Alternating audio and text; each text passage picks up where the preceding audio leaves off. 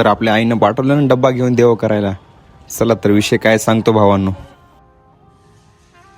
या डब्यामध्ये मलिदा करून दिलं तर काय ते नवं फेडायचं असतं म्हणा. मला तर काय माहिती नाही.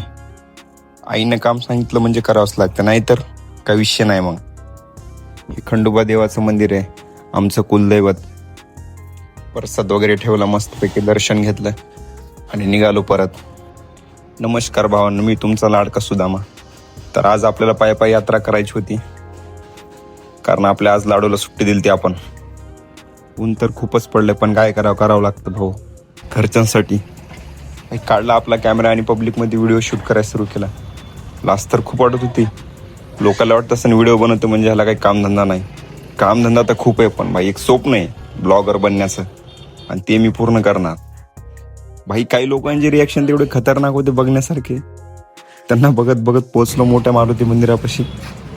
मंदिरात गेलो, दर्शन वगैरे घेतलं, प्रसाद ठेवला. मंदिरात आल्यावर खूप भारी वाटलं, कारण ऊन खूपच पडलं होतं. भाई मंदिराचं बांधकाम चालू आहे, पाण्यामध्ये मस्त पाय वगैरे भिजवलं, खूप छान वाटलं. मारुती मंदिराच्या समोरच्या साईडला मठ आहे, मठामध्ये गेलो. मठामध्ये प्रसाद वगैरे ठेवला देवांना, दर्शन वगैरे घेतले. सुरू केला आपला कॅमेरा काढून शूट करायला. काय लोक बघत होते इकडे तिकडे, काय करायले काय नाही. मठ खूपच भारी, पण मध्ये गेल्यावर सध्या उन्हाळ्याचे दिवस चालू आहे, तर कीर्तन भजन वगैरे सप्ताह चालूच असतं. लग्न वगैरे होतात तिथं मस्त मठापैकी.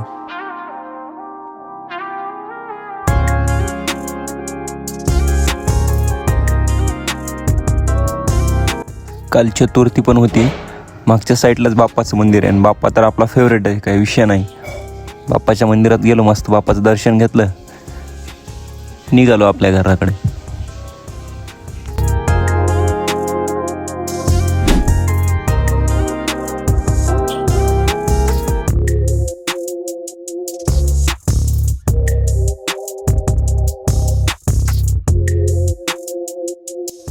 थोडासा प्रसाद उरला होता, आता घरी कशाला न्यायचं म्हणून खाऊन टाकलं मीच.